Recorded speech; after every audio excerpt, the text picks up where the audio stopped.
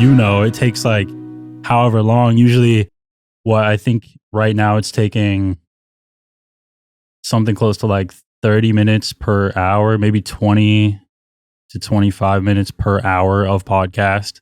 So if it's a 2-hour thing, then on export, just the audio alone on what I'm processing everything with, it's like I got to sit there for like an hour for a 2-hour podcast to come out. Yeah, when I add the video, it racks up even more. That render time is just a killer. Exactly. Yeah. I'm not even editing video yet, but yeah, I have the fortunate reality that the video editing isn't that bad. I'm not doing any color correction. I'm not doing any After Effects or anything. It's just what's in the camera. So I just have to sync up the audio from this thing. True. Yeah. Which helps. Definitely. Because if I was going through and color correcting, clipping is rough because then I have to sit through the whole thing and scrub it and figure out what I want to pull from it. But just transferring it over, syncing it up isn't bad. Right. Yeah. And for your clips too, they're just like straight up, this is that segment of the pod, right? You're not going like, this was cool, this was a little, and this like kind of adds in, they kind of stuttered here, so I'm taking that out. And like sometime I will edit out if there's a long pause in between what they're saying. I'll cut the pauses out, but I don't pull content from a different section and combine it with content from where I'm at. Yeah. Not that it wouldn't be a bad idea to do that, and I know podcasters that do. It just lightens up the load though. If you don't have to go in and make a whole little. Because, some podcasts will do that. Other podcasts are just like, here's the raw clip. This is what it is. Yeah, and it's just how it came out. And, yeah. Well, my big thing with that is I'm just worried about the guest interpreting that wrong. And saying, why did you pull this section out and combine it with something that wasn't even from that portion of the segment? Yeah. That just seems like some dicey territory to walk into. Definitely, yeah. I had some clips edited from a previous podcast that I did that, it was like clipped up weird where I was like, I would have taken that out and then moved on to this section if you were really going to like piece it up and, like make a whole thing out of it. But yeah, it is what it is. Because you can almost get better content that way and make a more coherent thought if you're bouncing around a little 100%, bit. Yeah, and that's Andrew Scholl's podcast, his Flagrant podcast. Yep. They do that in the beginning of the pod, like as like a preview of what's, a really entertaining moment to wait for. The highlights. Yeah. And they'll clip it up in the first, like 20, 30 seconds or whatever, and then get into it from the jump. Which is not a bad way if you're trying to reel people in. Exactly. Yeah. That's probably a smart path to go down. Yeah. My fear is just everything out of context. I don't want to piss anybody off and say, hey, you're doing some funky stuff on the back end here. 100%. So I just cut it for what it is and put it out there. Yeah. Do you run into that? Do you do any, you don't have video, but are you taking audio clips from those podcasts and putting those out? Not right now. If it comes out, and there's a thing that I want to like repost for people who maybe haven't heard the podcast yet or something. And I think this is like an interesting clip from it. I'll like screen record it and then just post it on my story and post a link with it. It's probably what I'll end up doing with this one. Which isn't a bad idea either because, your setup over there is pretty sweet. I've seen some photos on your Instagram and stuff. You've got a badass setup, man. It's a work in progress, exactly what I'm talking about. It's just constant building, buying new gear and, seeing what works, what doesn't work and what we should, swap something out for. Like I was telling you about the podcast mixer that I'm about to switch out at some point. So it's really just figuring out what the coolest thing is and, and what works for you. Yeah. And that's the hard part is bringing in the equipment. Yeah, definitely.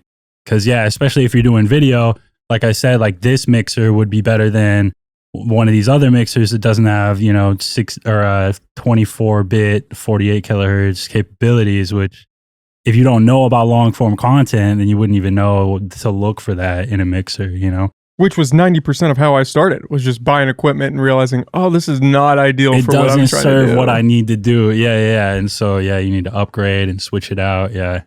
So did you have a background in audio engineering or you're all self-taught? I'm pretty much YouTube University. Yeah. Shout out to YouTube. Yeah, exactly. Lucky that we have this platform nowadays. Yeah, I pretty much started everything in the backyard of my grandparents' house.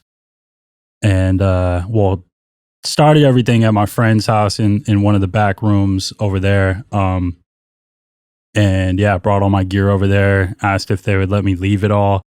And then whenever there was time that worked, I would, have people pull up over there and I would work on a bunch of different people's stuff. And then it just wasn't the ideal location because it was just a table in a room. And, they had a big ass dog and he would snore in the background of the recordings and stuff. And it was just like, yeah, this isn't going to work. So I need to figure out something better.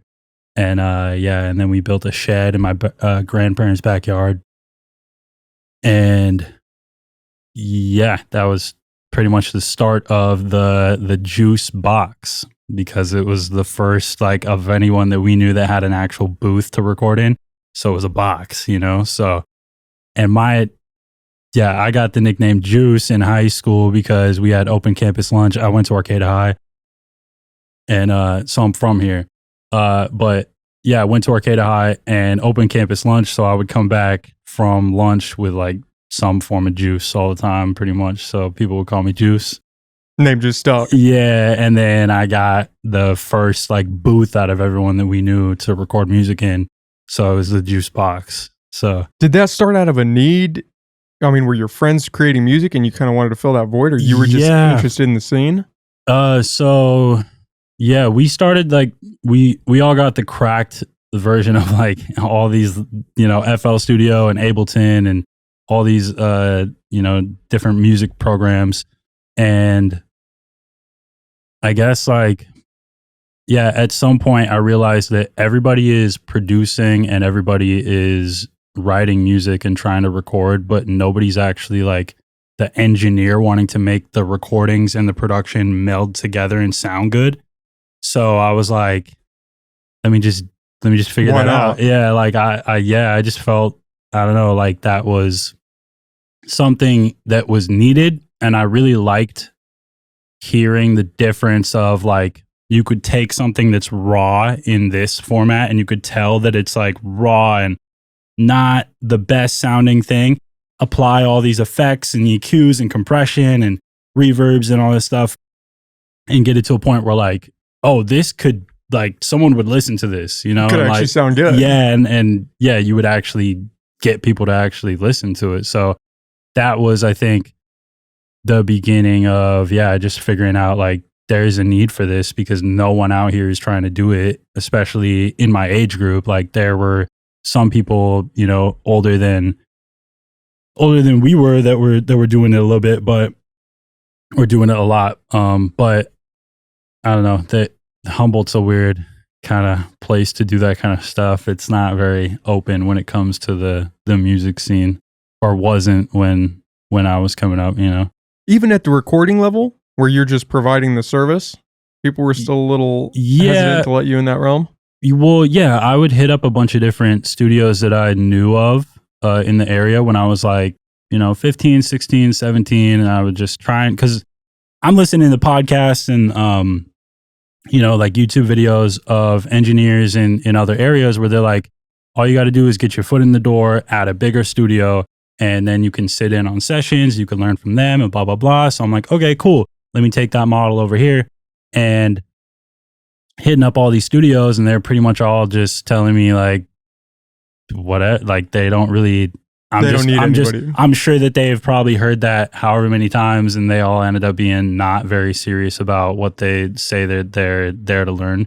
And I don't know, I was just a different case, and they just probably couldn't differentiate how serious I was about it versus whoever else asked the same kind of questions. But I would hit up people hey, I don't even need anything. Let me just clean the studio for you in between sessions so I can just sit in and watch. Won't even ask any questions. Just let me watch, be there while music is being created. And yeah, I didn't really get much love back about that. So I was all right, I'll just start it all on my own and see what I can do. And so I built the shed in my grandparents' backyard with the help of my grandpa and one of my friends. And built a booth, and then started having all these people over.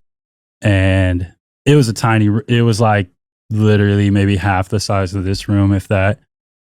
It was pretty wild. And we would pack it out with like 6, 7 people sometimes. So it would get really hot, and we'd be in there from, maybe like 2, 3 in the afternoon till after the sun's up the next day for a good, I was unemployed at that time, really. So which helps. Yeah. You're going to try to start something, right? Yeah. And so, yeah, we were in there that was probably like a good 8 months or so, where I was just like every single day nonstop in there.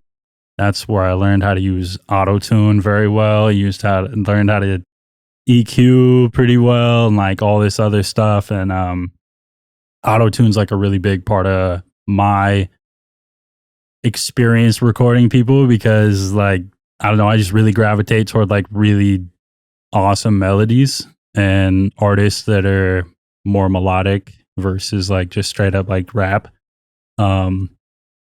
And so, yeah, that kind of like started everything. Kept it out of that backyard of my grandparents' house for some years, and got like crazy people in there that you wouldn't even believe. And it was pretty wild having to like explain to them every time we got to go in through the side gate, we got to go through the thing, and my grandma's yelling through the window sometimes that we're being loud or whatever. And you're trying to be professional back there. Like, this is a legit spot. Yep. Yeah. And, little, stupid little couch that had like leather peeling off of it and stuff. And, beginner vibes. It's the whole. But that's all part of the fun, is the origin story. Yeah, definitely. Yeah. Yeah. And then, what was it? We started that in like 2017, really. Because I started recording people at like people's houses and stuff like 2013. And then I got serious about it like 2017. And then. So it was just kind of a side hustle for those first 4 years. It wasn't even a hustle. It was just, I wasn't making money. Yeah, I was just doing it when I had time, and I really just wanted to do it. I didn't start making money for real with music until City Hippie started to get booked for shows and stuff. And that was a group that we started in the backyard of my grandparents' house.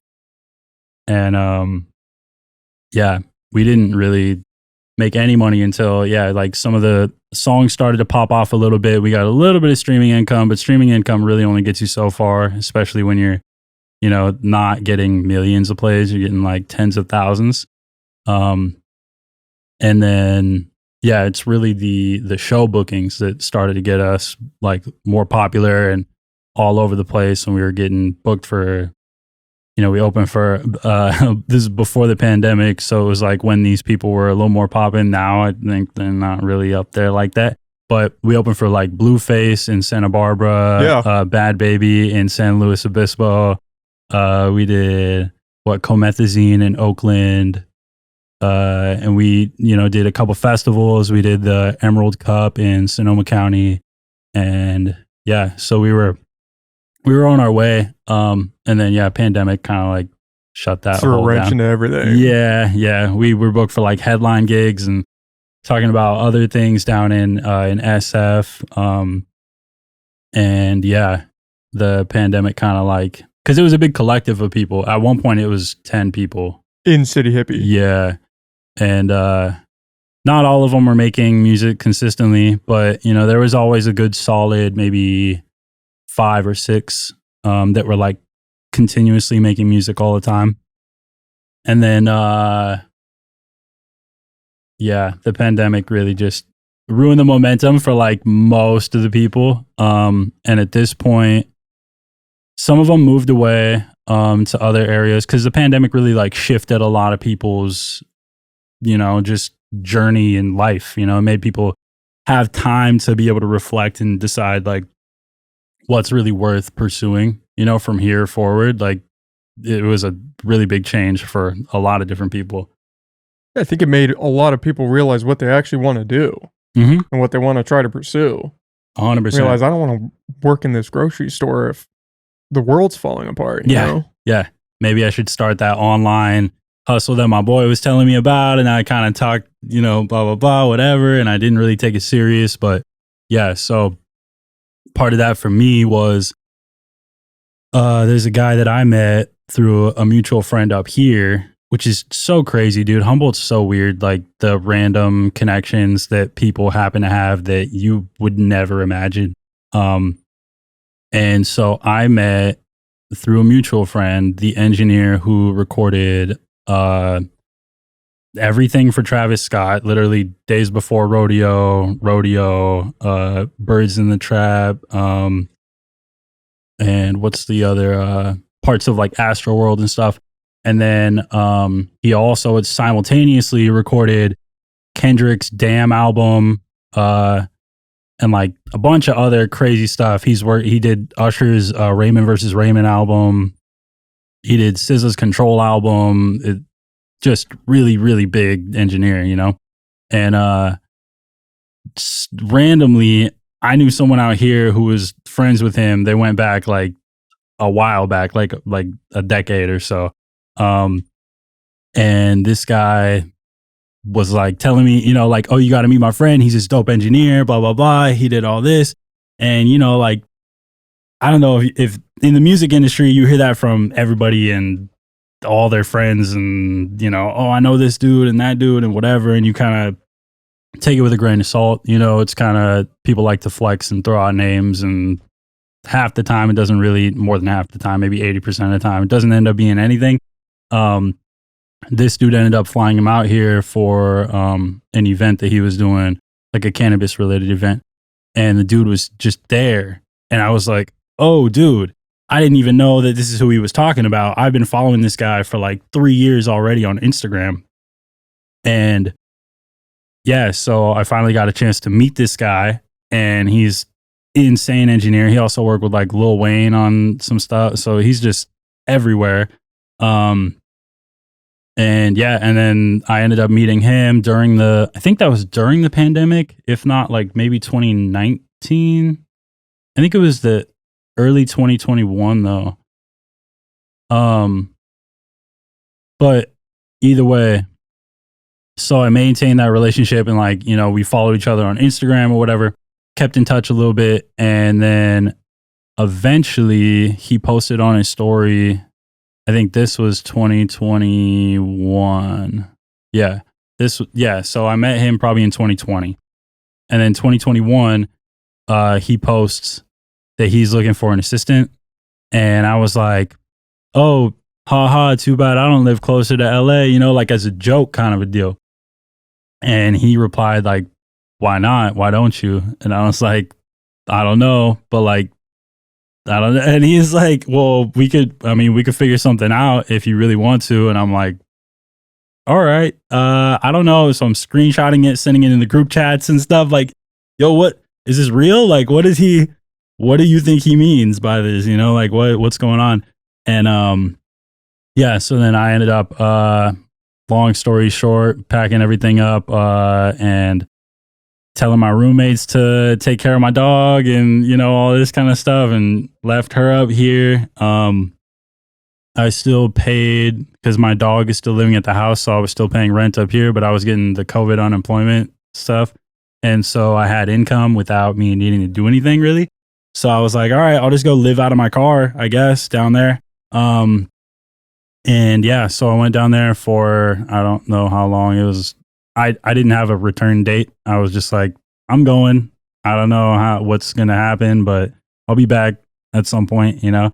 And yeah, so I went down there and did a bunch of crazy stuff with him and worked on a bunch of really cool music. Yeah, I walked into him mixing a Tony Hawk session, which was pretty crazy. Wow. Yeah, Tony Hawk. Were you getting paid for this? For working with him or no? No, I wasn't. Yeah, I was just like, I just want to learn. Like, he had opportunities lined up where he was like, if you want to do blah, blah, blah, then like we could get you paid for this kind of work and all this stuff.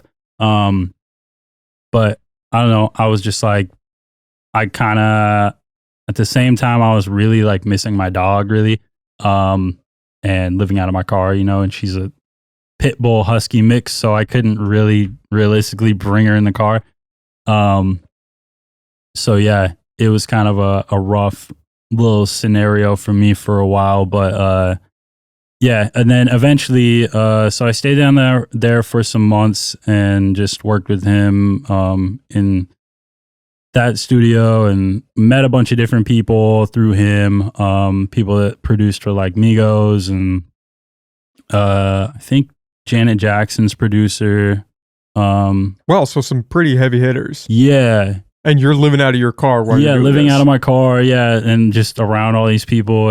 And so the main studio we were working at was at it was the home studio of the guy who is the guitarist for the Circle Jerks.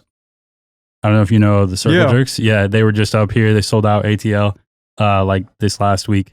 But yeah, so they're like legendary 70s punk rock band. And so at that guy's house, his whole house is basically a studio. And it's got crazy, super rare vintage stuff everywhere, and it's like ridiculously expensive. But yeah, that was the main studio we were working out of, and worked with a bunch of people that worked with like Anderson .Paak and, like I said, Migos, and a bunch of different people. And then ended up, when I came back up here from that trip, I don't know how long I was down there, like maybe 5 months, something like that. Just living out of my car. I've never even lived out of my car before. I was like, I'll try it, dude. Whatever. What a crazy experience just to get to learn under these guys. Yeah. I mean, sometimes that's what it takes, like, that's really, what you got to do. I mean, it's an opportunity. That's all I saw is like, let me just try it. But some people see that and think, no, I can't do this. Yeah. I'm not going to go live out of my car for 5 months just so I can get a little experience in this field. Yeah. I mean, I don't know. You just adapt.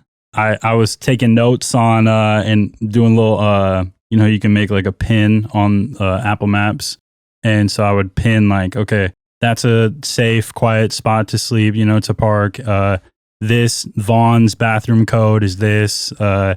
All the different, I'm writing down bathroom codes for all the different, in case I find myself in this area and whatever. And and I'm writing down like where the good place to sleep is, and all that kind of stuff, because I just needed to do it and just be down there as long as I could while I was still getting my COVID unemployment money. Because once that ran out, that's pretty much why, that was the bigger reason why, like financially, why I was just like, all right, it's pretty much, it's up. I can't really like be down here and not be making money. But we were in studios until we would pass out in the chairs, bro, like just knocked out. Like, it was pretty crazy. I was sleeping sometimes in the recording booth, or sleeping like on the floor of the studio. Yeah. What a perfect series of events that you have COVID, where you can get these checks, and you're going to be slumming it, living out of your car, but at least, your dog's okay up here. Yeah. I would assume you had a little bit of money for food. Yep. Yeah. And then you're just living out of your car. Yep. Yeah. So I could still pay rent up here and keep my dog safe and, taken care of, and I could still eat. And that's 90% of, I think, doing anything is recognizing opportunity and jumping when you see it. And you saw it. Absolutely. But some people, they see that and they're like, again, no, I can't do this. There's too many hurdles. I'm not down there. Yeah. I don't want to live out of my car. What am I going to do with my dog? Yeah. I don't know. I just had like a lot of really perfect situations in my mind. I mean, I don't know. I'm very opportunistic anyway, but I saw it as like, cool, I got these people that I trust enough to be able to take care of this, and I got those, and I got this, and I have a car. Actually, that was a whole other thing. I didn't actually have a car that would have made it down to LA. So that was another factor that I totally forgot, is I had a little junky beat up car. And so I sold that and took out a loan at that time I had crypto money, low key, because I was before the taxes, all the crypto stuff. I got super heavy into NFTs before they started like doing all the tracking all the stuff for taxes and everything. So I was doing really well on that stuff. And I used a lot of that money to buy a car just in cash. I just the whole thing. Swapped it out. Yeah, I swapped it out and I got a good enough car to get down there and live out of and did that whole thing. And then when I came back, I swapped it out for a different car because I was like, I don't want to keep this car. It holds like weird memories now because I slept in that thing and it's like I don't know. Yeah, too close to it now. Yeah, bonded too much with that car. Yeah. But yeah, so I did a lot, honestly. Yeah, I saw opportunity and was just like, let me just swap some things out, move things around. And it took like probably 6 months or so from the initial conversation of like, why not? Why don't you get down here and we could figure it out kind of a deal, to me actually being prepared enough to go down. But yeah, I made it work. It happened. I would imagine your skill over those 5 months just went through the roof. Working in proximity with these guys. Yeah, well, and I was very new to Pro Tools when I went down there. And now I'm like, I'll zoom around. Like that's people compliment me during sessions all the time about how fast I am on Pro Tools and how well I know all the different stuff that I'm going through. Because when I record people, I'm like, I don't know, I'm of the mentality like, you're paying me you're paying me, but this is also like your money and your time and stuff. So I would rather knock out the recording side of everything as quick as possible so that we can get all this creativity laid down and then we could take however long we need on the mix, but I'm still gonna, deliver on that as quick as I can as well. But the recording to me is very important because that usually takes the longest time depending on the artist and depending on like the level of creativity that they want to go into the mixing side of the song. But yeah, I went from like beginner Pro Tools, barely knew how to like, where things were located in the project, to just, super fast. Yeah, super fast. Just know all the keyboard shortcuts and all the little quick tricks to get all these things cut out and moved around and automated and all this kind of stuff real fast. Pro Tools, is that kind of the preferred editing software? Yeah, Pro Tools pretty much is like the industry standard software for most studios. Like if you go to any studio in the world that records music, I'd say probably at least 85 to 90% of the time they're going to have Pro Tools. That's the staple. Yeah. I'm only familiar with things like Audition. Is that kind of the same realm? Audition is Adobe's audio software, right? Yeah. Yeah. So, it's similar in the way that it's revolves around audio, but Pro Tools is like the most like complex, comprehensive, like you could do a lot with it. It's a very powerful software. Yeah, and I imagine once you get all those shortcuts down and stuff, you're dialed in. I haven't even started to dive into the shortcuts yet. I've got everything figured out just enough where I can get it going. Yeah. It's almost like duct taping WD-40. Right. I'm going to trudge through it. Yeah. No, the shortcuts are really, that's what makes Pro Tools like the most powerful thing that I've ever used. It's like, dude, you could just clip things out so quick and just move them around. And I don't know. I know it like the back of my hand now. I got Control Save right here because I'm a Windows boy at heart, but I just switched to Mac like 3 months ago. I prefer the Mac interface. Yeah. Apple just has it down. It's sleeker. It looks better. I feel like it's more intuitive, but I say that and then I'm on Windows doing all this. Right. Yeah. I don't know. It took me like, I think only in the last like 2 to 3 weeks, I started feeling comfortable on Mac. And even still, like I find myself like, how do I figure like, where is this? Like I'm looking for even like downloads, like they don't show you the download speed. I get so annoyed with that on Mac. It's just like, it'll just tell you the time remaining and that's it. And I'm like, okay, but how many megabytes per second is moving right now? Like, how long am I going to be sitting here waiting on this? Because I know time estimated is depending on the megabytes per speed that you're getting right now. So is that consistent? Or because I know it's not just flatline. I know that it goes up and it goes down. So the estimated time is going to change. I need to know the speed that's moving right now so that I can fully get a good estimate. Yeah. Cause I grew up on Windows. I started using computers when I was like my mom has pictures of me on the computer, like in diapers. So I've been on, and that was Windows until, like 3 months ago. Why'd you switch? Just to mix it up? Well, the M1 and M2 MacBooks, I feel like are super, super efficient. And that is part of the reason. So I got an M1 Max. And the other reason is that most studios run Mac because I think that Pro Tools was initially designed for Mac. And then they became compatible with Windows later. But the way that it runs on Windows is very kind of clunky, like versus Mac. And I don't know if that's by design or if that's like something within the operating system that it has to run this way. But like, especially if you're running multiple monitors, Pro Tools for Windows, and this is like really weird, nerdy, whatever that most people don't care about. But if you're running it on 2 monitors, right, they have to operate within the same like window behind, right? Because there's a mixer side, right? And that shows all the mixers and faders and all this stuff. And then there's the playlist side, which is the actual audio waveforms and all that. And when you have them in Windows, they have to operate within the same underlying window.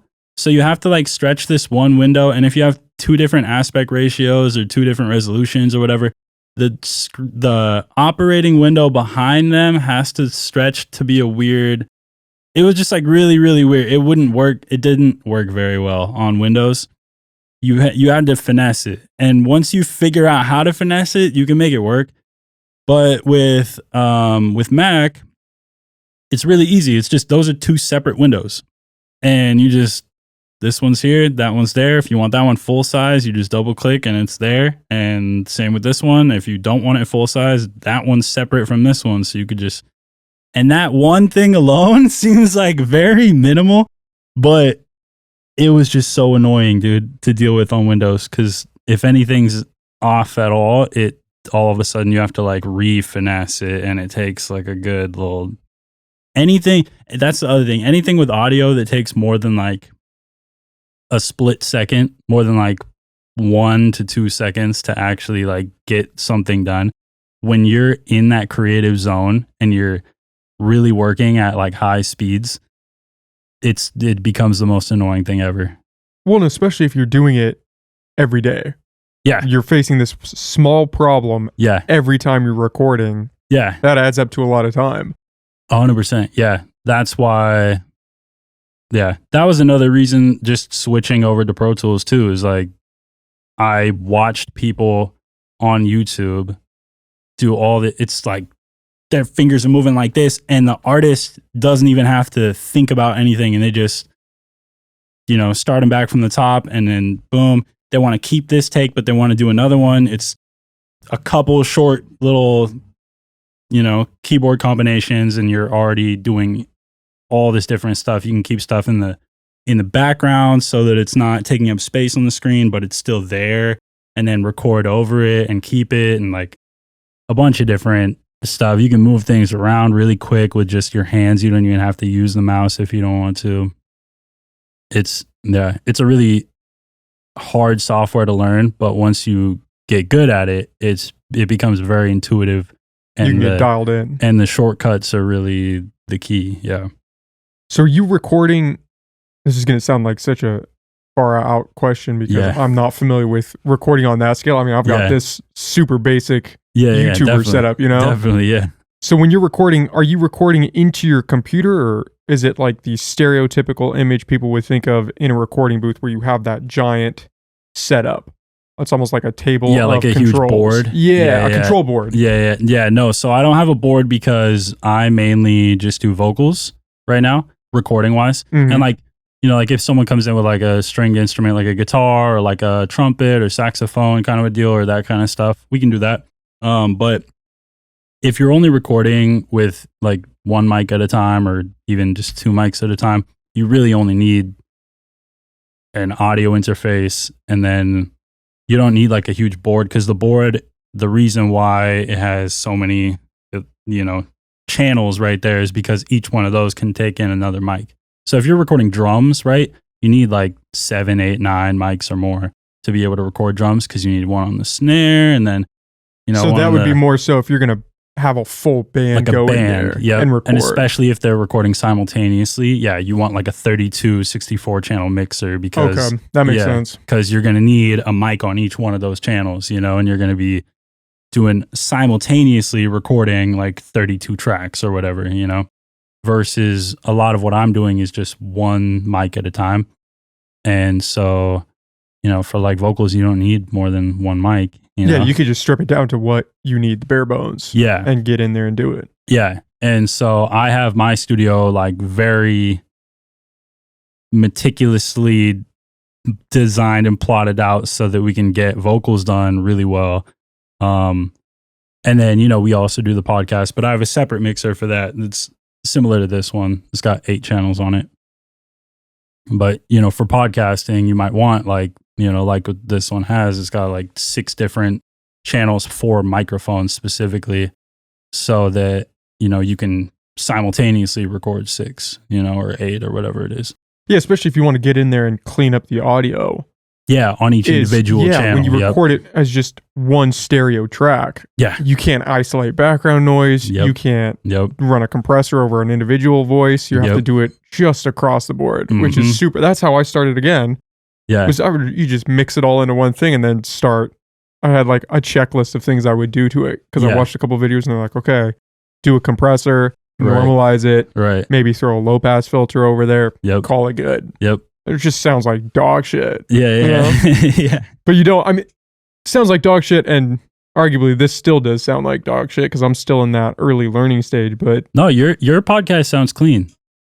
I mean, compared to a lot of different ones, especially, like stuff that's, because a lot of people have like beginner podcasts like everywhere. It's so popular now, you know, like everybody and their grandma has one. Set up a little Blue Yeti mic in the room and they just go, and that's it. But yeah, no, yours sounds good though.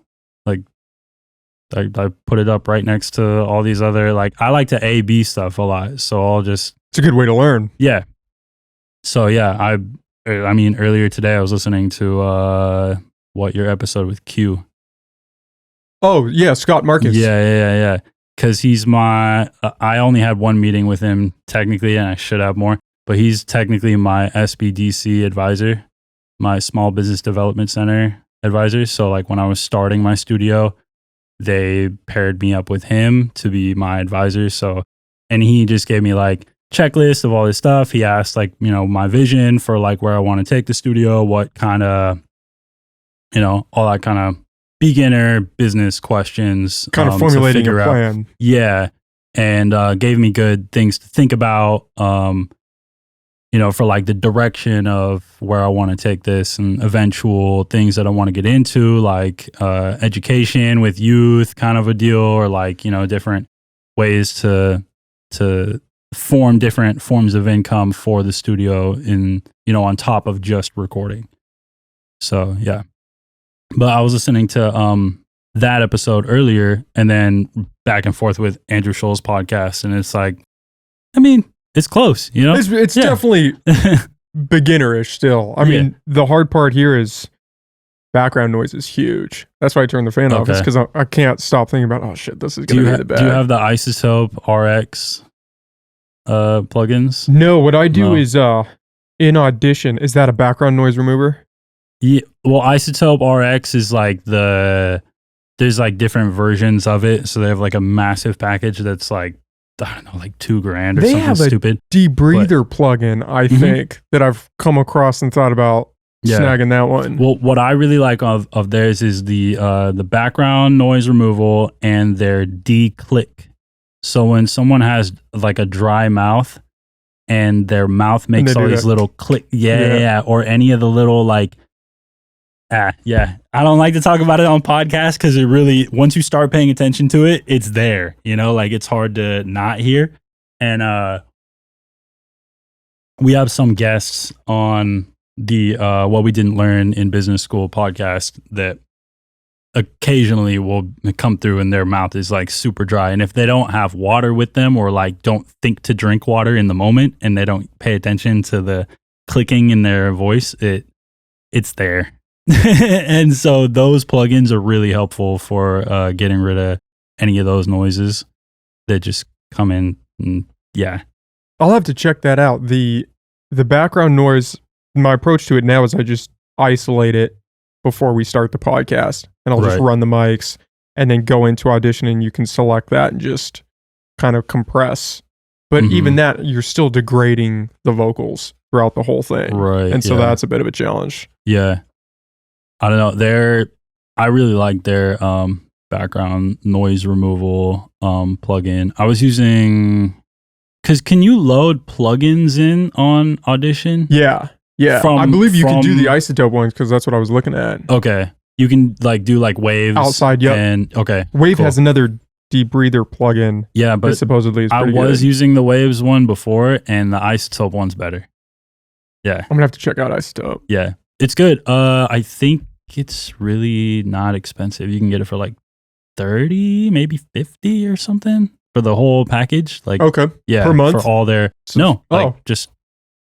one time. Yeah, you get the license. Yeah. Oh shit, I gotta look into that now. Yeah, definitely. Yeah, they're good to have. I end up using them randomly on some, like sometimes even I bought them for, or maybe I think there's like one of those packages for that, and then there's like a higher up thing, and then there's like multiple tiers of different levels. Yeah, they do have some package that's a couple grand at least. Yeah, I remember looking at that and thinking, but that's for like movie studios and like big production places that are doing like big film stuff mostly. But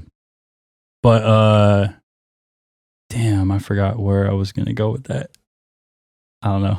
It makes a difference. I mean, the breath sounds. I can't tell you how long in the past more so you just spend isolating that and editing. And I used to scrub through the whole podcast and edit those out because it would drive me crazy because that's all I could hear is just me breathing into the mic. And a lot of it is mic placement, but it'd be me breathing into the mic, the guest breathing into the mic. Yeah. And when see, the problem is I don't know how much the audience catches that, but when you're stuck with a recording and you're listening to it and then you're listening to a couple a week for months at a time, it just drives you insane. Another big one for me was like. I used to say like all the time. Filler words. And then you, or And once you notice that, you can't unsee it. Yeah. And it just fucks with you for every additional podcast. Yeah.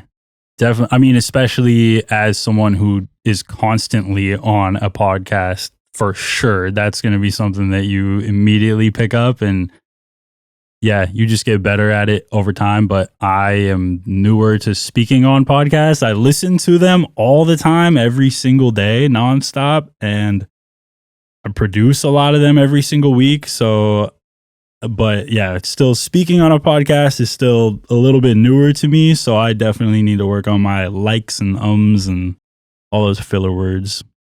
No, you've done good. I've had a guest on before where it was so bad.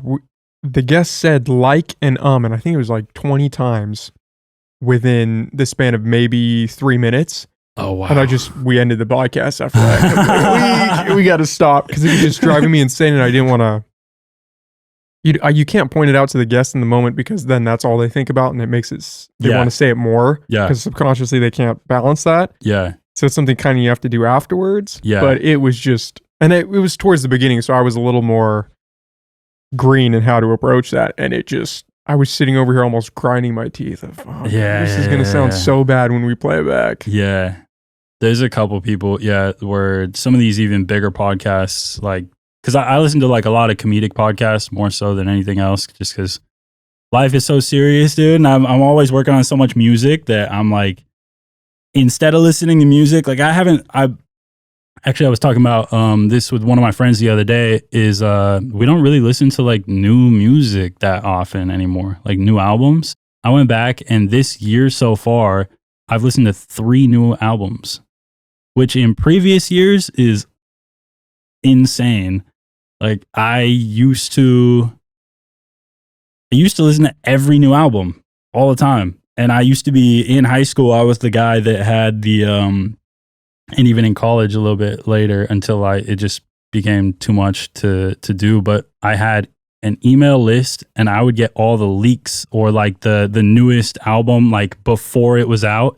And I had an email list of like 50 people eventually that I would be sending albums to all the time. And I was the guy that had them downloaded on the computer and would send them out to everyone, you know, Google Drive or Dropbox or whatever. And and now it's like I heard 3 albums this year. I can't even tell you the last time I listened to a whole album.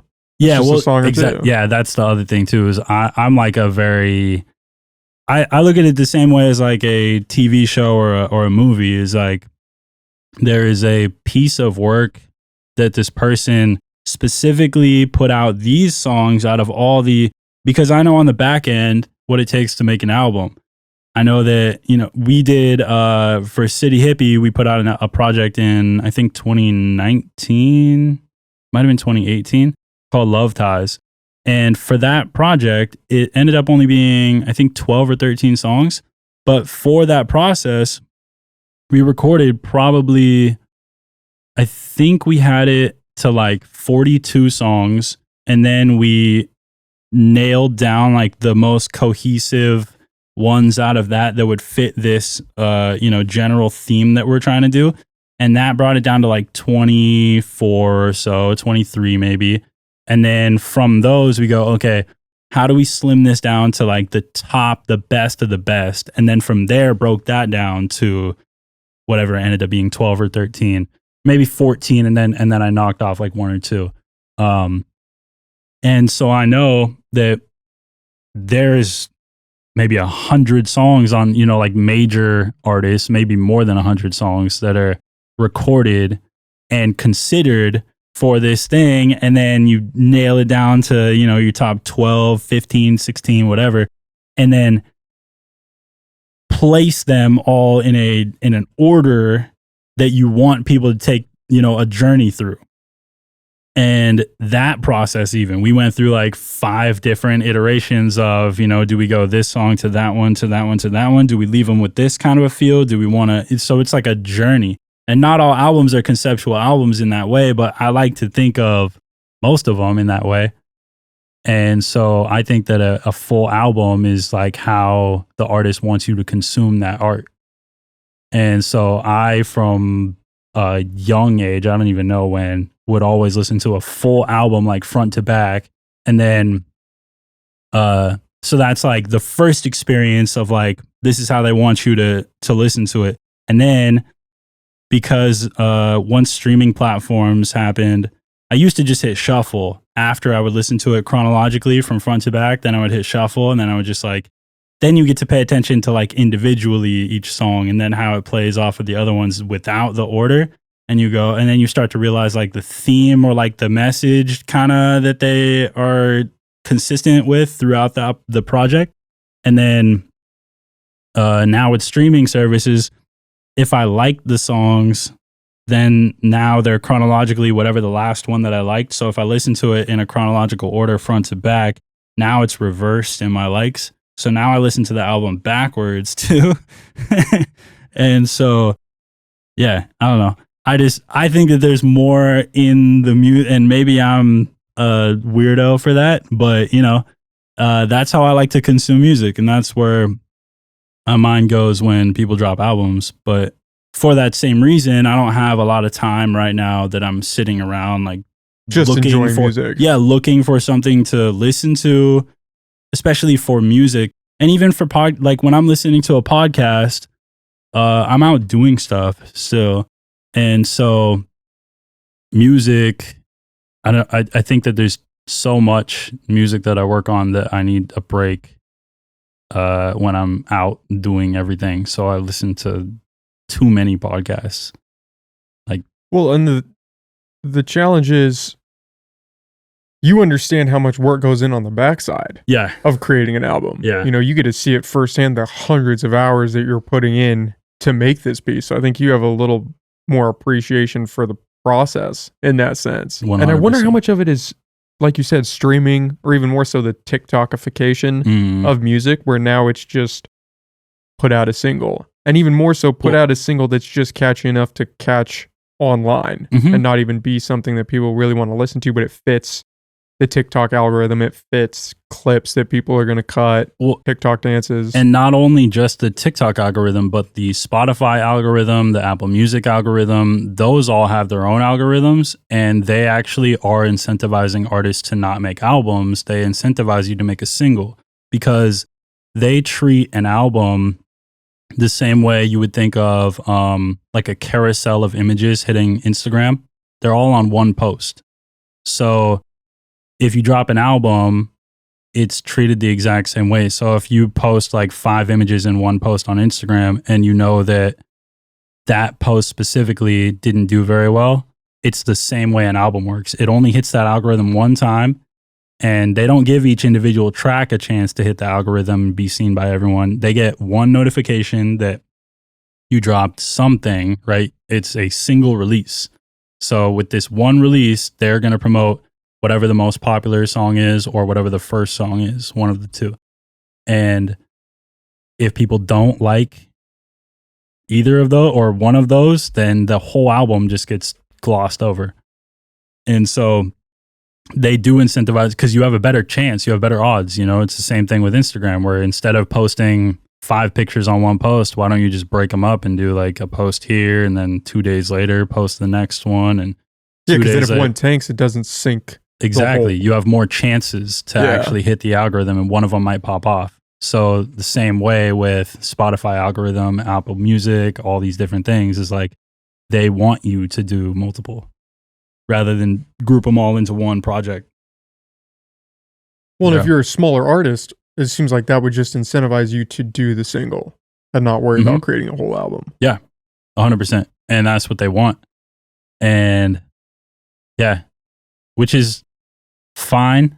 From like a back end kind of perspective, I think that most people don't need to drop albums anyway, unless you have enough of a fan base to actually like care that you dropped an album, and consume the whole thing. Yeah, well, because you could put together an album and that's cool, and it could be the best album ever, but if nobody wants to hear it, you have to have demand first. You are oversaturating the market by providing what isn't in demand. You're creating more supply than there is demand. So it's just creating excess and putting it out more so just to have it there, versus like what we're doing with Reef right now, who's one of my artists that is from City Hippie. Actually have an old video that I just found recently that I didn't know that I had of us when we were like probably 13, maybe 14, recording at one of my friends' houses. And it's pretty crazy. But so I've known him for a long time. And what we're doing with him right now is it's singles, and we're just promoting the hell out of each single. And that's the way that it needs to be. Like, he does have, at this point, almost 250 unreleased songs on my computer right now. And this is all only in the last like maybe 6 months or a year, something like that. And they're all crazy, super high quality, nice, like vulnerable stuff. Like, he's like, we're hitting this little pop right now where people want to hear emotional music from him and more vulnerability. So, and the only reason we know that is because we dropped one song that was in that lane. We did like a few little things, whatever. And then we're like, yo, this one, we know just from like our experience creating it, this is a crazy one, like emotionally. And then when we dropped it, first day, we didn't even talk to anyone about it or anything, you know, we just put the marketing up and, you know, popped a little video up on Instagram and everything. And within that first day, we had probably 25 people call or hit us up or whatever, talking about how they cried to this song like 3 times this morning, or, you know, they're going through something with their relationship and they listened to it together and it helped them, like, you know, work out some emotional thing that was going on or whatever. And, you know, we took that as a sign of like, oh, this is not only music that we like to create and we think is important for us to create, but now we have demand in the market for it, you know, and not only for this type of music, but for him specifically to create this type of music, right? So now we go, all right, out of the 200 plus songs that we have that are unreleased, what are the top 5 that would be compared to this one, you know? And now, all right, let's work on getting videos for this one. Let's figure out how to keep feeding this machine of like very emotional stuff that people can connect to and relate to. And so then we dropped the next one and it got even more, you know, more love and more attention and, you know, plays and landing on playlists and whatever. And so now we're lining up the next one right now, off of this like emotional wave of music that we've been working on for a long time. Like we have a ton of them that fit this lane, and we're like, all right, we can, you know, we got a bunch of different like rap, you know, more like fun, energetic kind of stuff. But, you know, if the market wants that from him, like, you know, we just have to ride this wave and see where it goes. And we can toss in later, you know, like some of the more fun, energetic stuff. But if this is what people want, we kind of have to go by that, you know, like if there, you know, there is demand. So we want to meet that demand, you know? Is that kind of a challenging thing to walk through where you have audience demand on one side versus maybe what the artist wants to create? It seems like it worked out for Reef because both of those things kind of coalesced with what he created and what the audience wants. But right. I would imagine you could fall into that pit of audience capture where instead of making what you really want to make, you're just making this thing that the audience wants, and you're trying to capitalize on that. 100%. I think a lot of artists fall into that. But with this, it's really like, it's more just perfect timing. Yeah, it's good for that. And then, yeah, damn, I had a thought and it totally disappeared. Damn. Well, I would imagine it's more so for maybe when you're getting to this higher level where the audience expects this kind of one thing from you. Like if you're a country singer and you've built your brand on that, and then you want to try to do rap or something, then it seems like it would get more dicey because your audience expects this one type of music from you. Yeah. And so you might be less willing to branch out and create something new for fear of them having some sort of backlash. Right. I mean, and I know that a lot of artists will still create it, right? But they might not release it.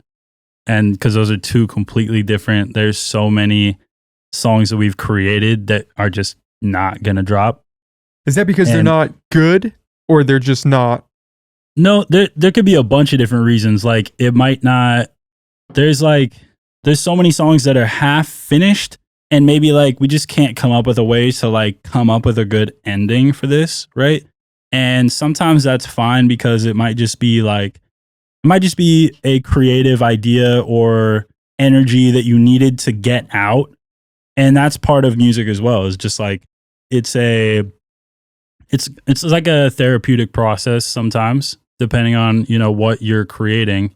And I think that unfinished music is fine to have. I think if it has potential to be like something that people want to hear, then I think it's worth going back and trying to finish it. But a lot of music that I do is, at least with Reef, with Soul, with Rowdy, with a lot of these artists that I'm working with right now that are just very creative people that are just creating music to create music.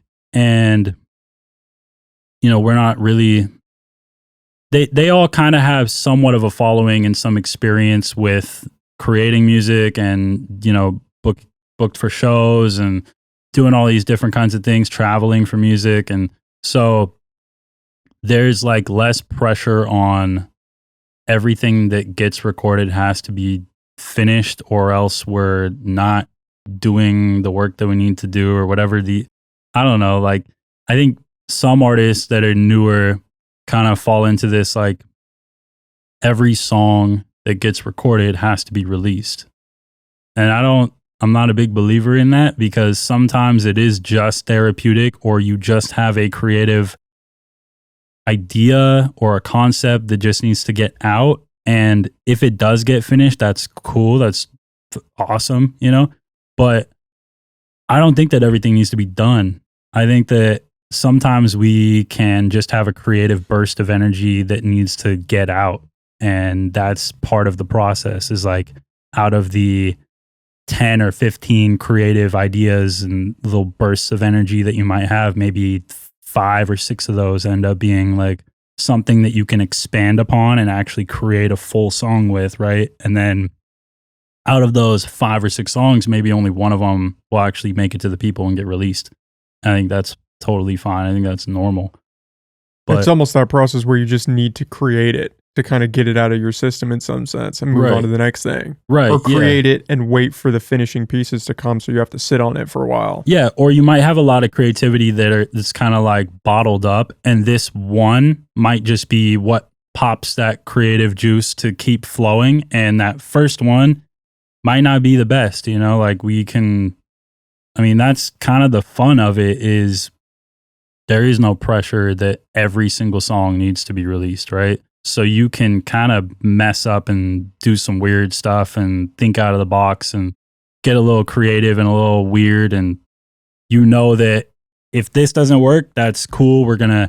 It's almost like when he was going through, because during the pandemic, Reep's mom passed away, and then his long time, like 6-year plus relationship ended. And so he was writing about all these things, right? And it's a lot of emotional, just need to get this stuff out, right?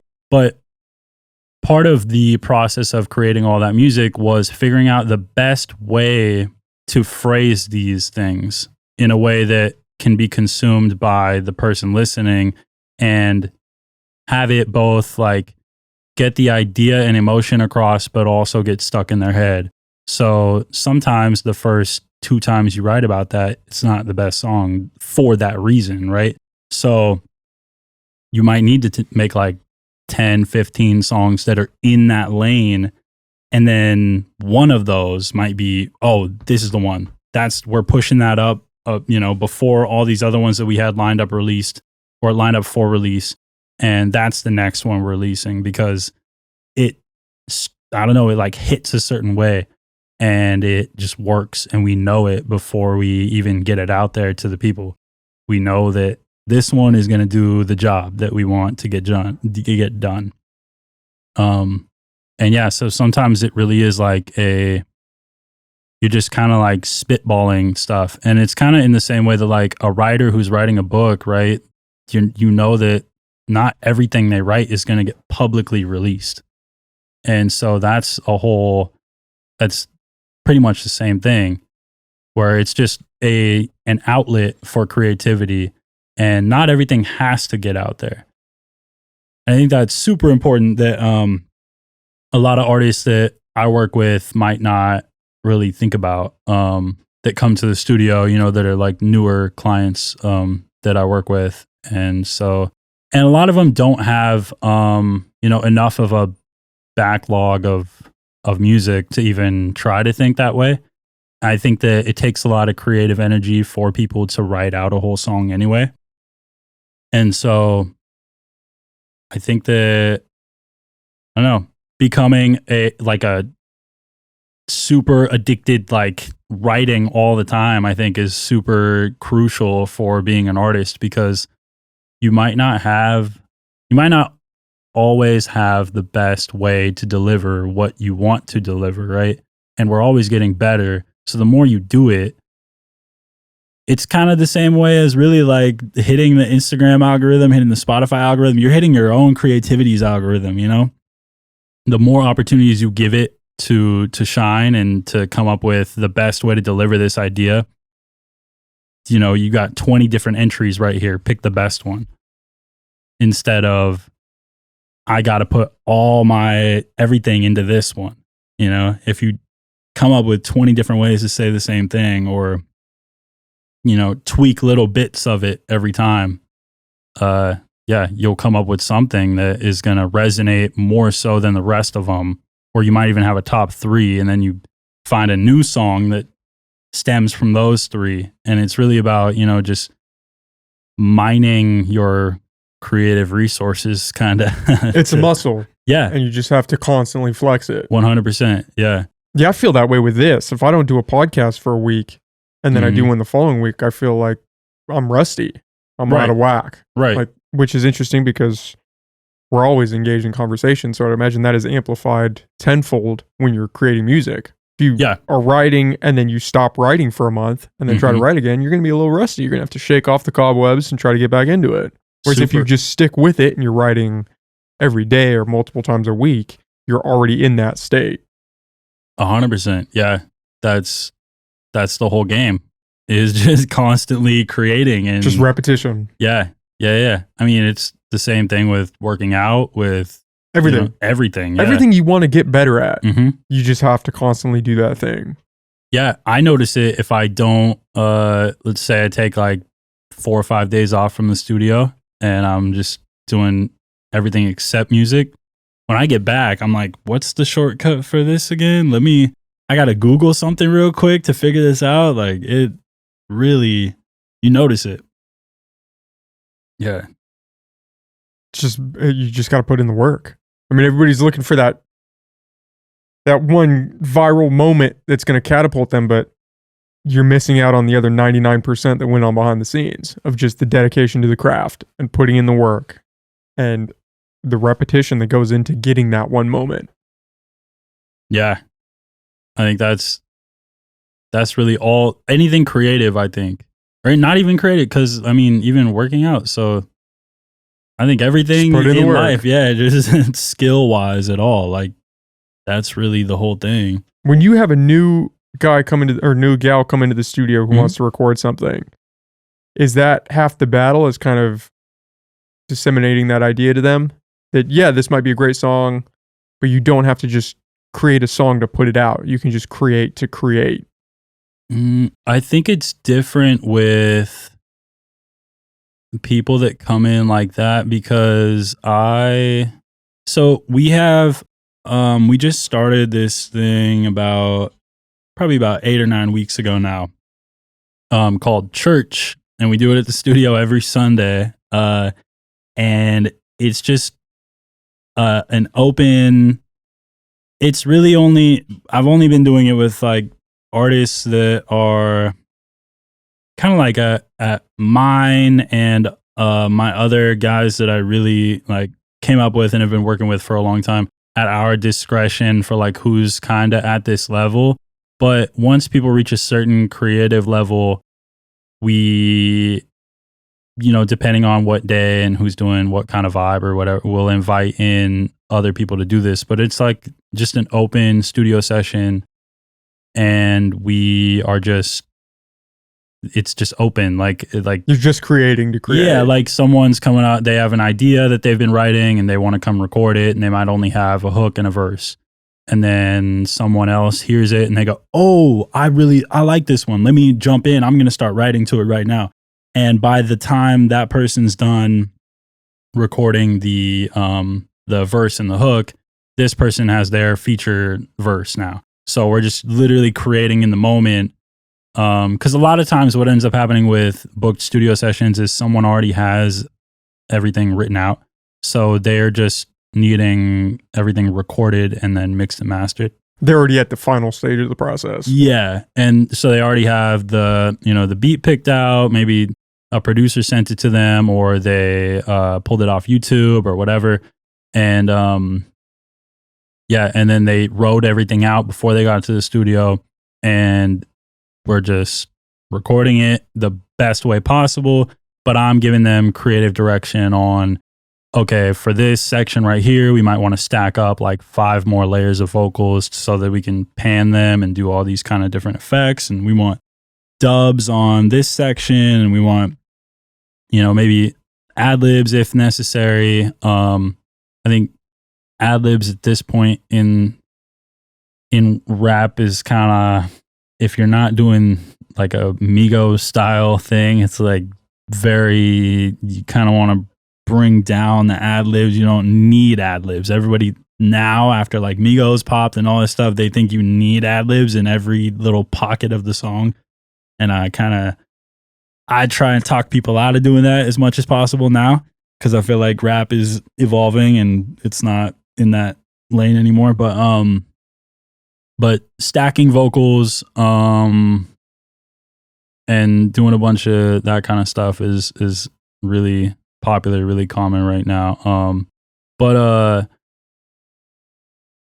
Yeah, what was the initial? You were talking about new clients coming in, right? Yeah, just coming in and wanting to create to put it out, having the focus of I just need to put stuff out there. Yeah. Usually for that, I will tell people, because the best way to do that, I do that with my guys because we came up together, kind of a thing, and so I'm just like, I don't really stress on them paying me right now all the time for whatever. But because I'm a business, I do have to operate that way when it's people that I don't really have that connection to. Because bills still got to get paid, But for those people, I always recommend that people buy like even just a cheap home setup. And that's, whether they figure out how to do they can figure out how to do everything all on their own and don't need me anymore. And I just totally ruined a client, and I just, let them go off on their own now.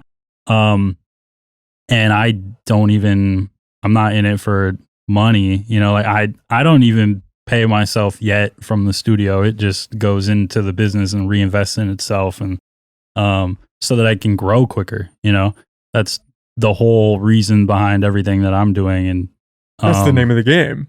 You got to just reinvest everything to keep it alive. Yeah. And so, that's kind of my whole business model with the studio so far. And the church sessions sound like a cool way to just bring in creativity and get people working together and trying to figure out what they want and what direction they want to take their song and find these missing pieces. We usually keep it at a certain level. Like I said, it's like at our internal discretion for creative reasons, because it's like these people are all at a level where we know their creative input is valuable. And so, and they might not have worked with other people that closely before. So it's creating like new relationships for building music and creating together, but also getting people outside their comfort zone. Like there are some artists that are at the church sessions that are very comfortable using auto-tune and are using it all the time. And, we always use it tastefully. I'm a big believer in using tune if it's tasteful. I don't like unless it's an effect, like the T-Pain, Lil Wayne, fucking crank that thing all the way to the max and go crazy with it. If that's an effect, then I'll do it that way. But most of the time, I like to do like a real subtle, you still get the natural texture of the vocal in there. I think that the direction that music is heading right now, people are kind of tired of, with everything really, is they're tired of like the polished up, perfect everything. And so people are looking for some rawness and some vulnerability, some authenticity, more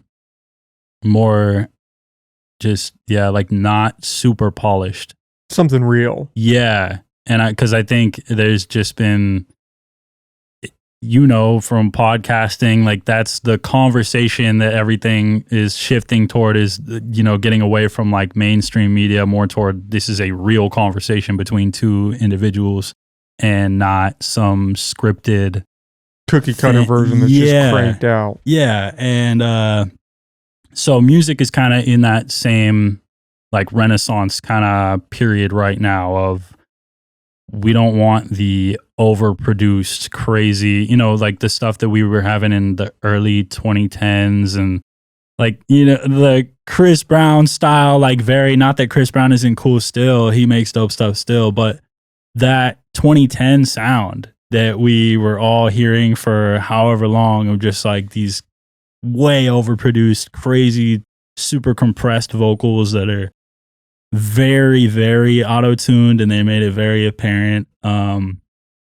And yeah, so I like to keep a lot more, sometimes more than the artist is comfortable with keeping in there, more like rawness to it, but still using tune, because people don't realize unless they make music that auto-tune is, you can choose how crazy it sounds, or like if you just want it to kind of assist the vocal into the pitch that is in that key that it was trying to hit.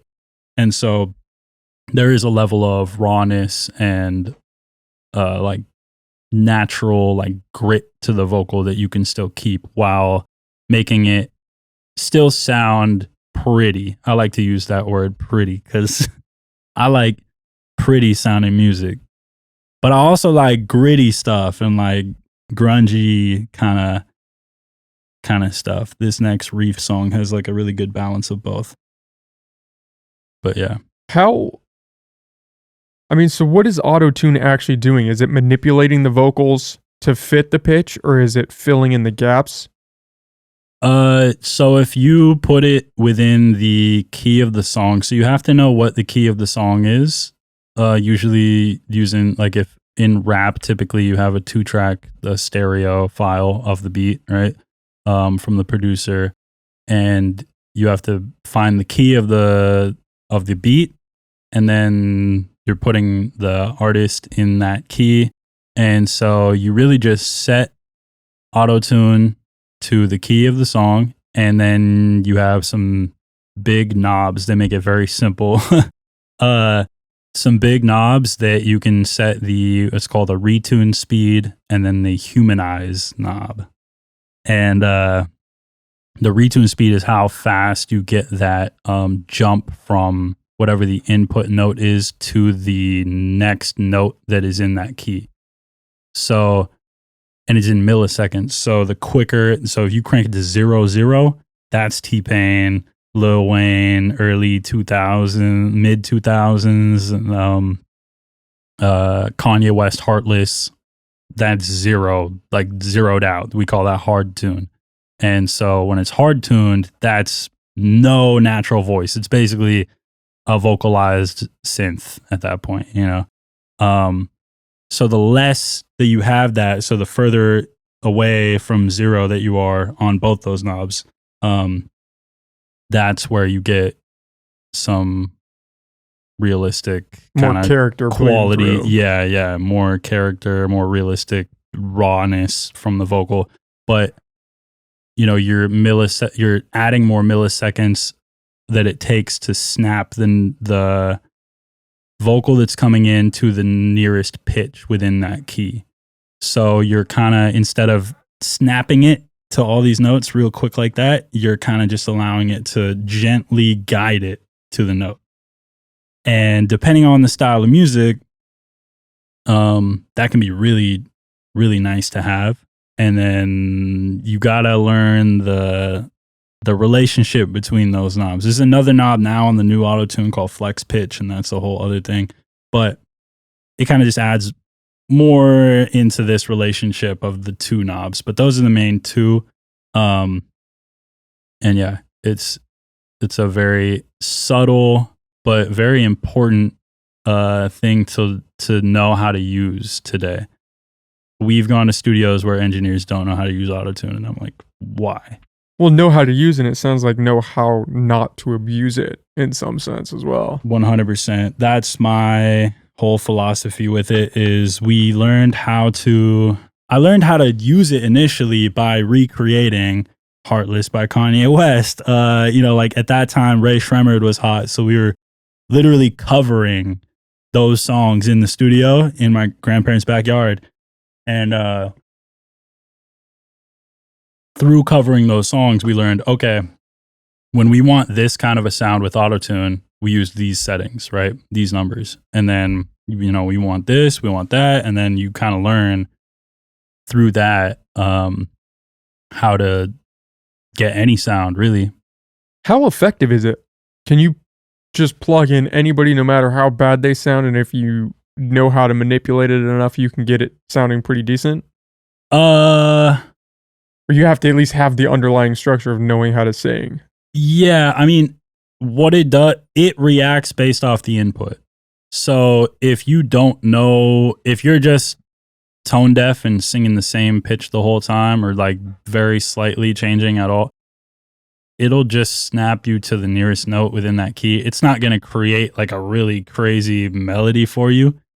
So you do have to figure out how to, that's actually another good thing that I bring up for people who aren't used to autotune but want to figure out how to use it. We have a few different people that I work with right now that are learning how to use it effectively. And you can be a good singer and sound bad with autotune, and you can be a bad singer and sound good with autotune. Or you could be, there's so many different ways that it can make something sound worse and sound better. And it really comes down to the input that's coming in, because you have to learn about how your specific vibrato works with autotune. I've learned to just pretty much ditch the vibrato, and it's hard for people who know how to sing well to just get rid of their vibrato, right? Because when you have a vibrato, depending how wide your vibrato is, and this is getting really into the weeds on this, but I was in choir for like 13 years and orchestra over 13 years as well. But your like vibrato is like, say there are like two different notes right here that would be in that key, and the bigger your vibrato is, some people have really huge vibrato, and I'm doing this visual because this is kind of what the waveform looks like, right? If you think about like a piano key where it's like the higher and lower right here. And so the higher or the bigger their vibrato is, autotune might snap you boom, boom, boom, boom, boom, boom. So then you get this weird, like a crazy effect that you don't want, because you're trying to make, in a more recent case, we're trying to make an R&B song, and you don't want the autotune to be noticeable. You just want it to subtly make the note drift better into these pitches, right? And you want it to be a smooth song, and you want it to feel in key, because we're so used to everything recorded pretty much needs to be in key now in some way or another, right? And then there's also Melodyne, which is a more advanced post pitch correction software that I also am pretty good at. I'm not like the best in it. People get really good at that one. But so I'll use a combination of both. So if we're doing like an R&B artist, sometimes we'll track, which just means if we're tracking with autotune, that just means they're hearing the autotune in their ear while they're recording. But it's not being actually printed onto the audio. So it's like just an effect for their ears, right? And so we can hear what it will sound like when it's processed, but we're still getting the raw vocal. So what we'll do is track with autotune sometimes, then I'll bring it into Melodyne afterward and clean it up, but I'm maybe applying autotune afterward to still get the texture of autotune, because it does provide a specific sound and texture that sometimes you want, depending on the style of music that you're making, and sometimes you don't want it. And so you really just have to know that relationship really well, and how to use different pitch correction softwares in tandem with each other and develop that relationship as well. Yeah, because there's a lot that goes into pitch correction. A lot of back end work. Yeah. A lot of stuff that goes on behind the scenes. Yeah. And depending on the song, it could be really easy or really challenging. The type of song, really. There's some styles of music where it's really just you don't know what's going to work better. And then there's some where it's very easy, very simple, straightforward. You know you're going to use tune. You know you want it generally this level of tune, and we're just going to keep that consistent throughout the whole thing. And if you spend the extra time at the recording stage to make sure that the take is good and that it is how you want it, then you do less work post, like with anything. And that's how you get the best song. That was a hard lesson for me to learn, is that you want your pre-production stuff to sound as good as you can get it, because there's only so far you can go in post. Yeah. And the more you do in post, the more noticeable it is. So just try to get the clean audio, the sound that you want before you start recording, because once you go, this is what you've got. Yep. Yeah. It's always worth it to go back and re-record. Unless it's like, with music, it's different, because if the energy is there in that, because it's a performance every time, right? Speaking it's also a performance, but there's a different level of performing when it comes to recording music. So when that performance is the one that you know in that moment, they were feeling it the most. You could tell just from the energy, from the, I don't know, something about certain recordings, you can tell this is the one, right? We're not going to get that again. It's like, I'm talking about if you listen back to something maybe like a week later and you're like, should we re-record that? Like, would it be worth it?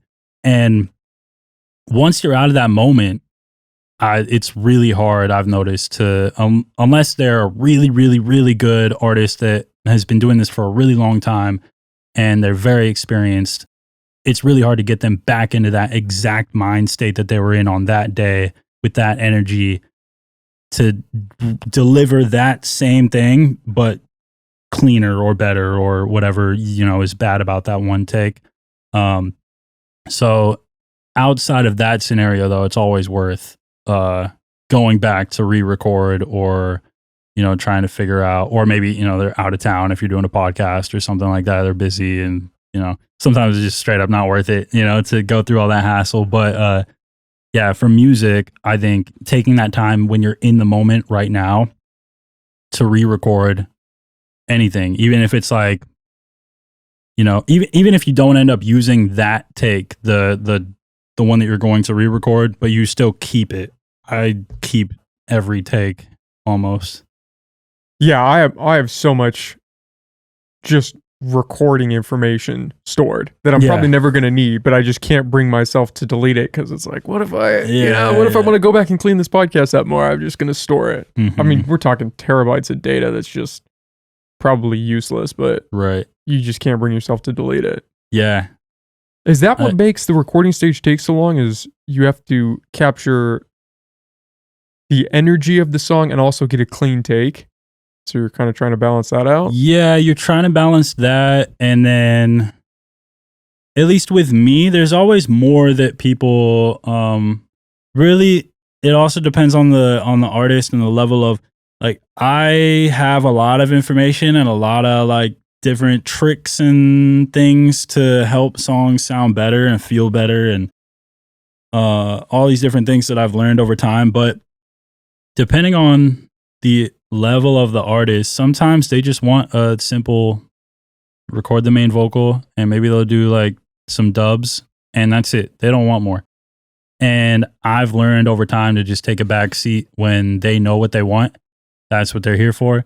They don't want me to tell them we should maybe add some layers here and do all this kind of stuff, and I want to do these other little things. Sometimes they just want a really simple, like, it is what it is, and you got to learn your space and your, like, where you can add to what they're doing versus when you're just going to be bothering them. Because there is like a fine line of not telling them to do too much or asking them to do too much.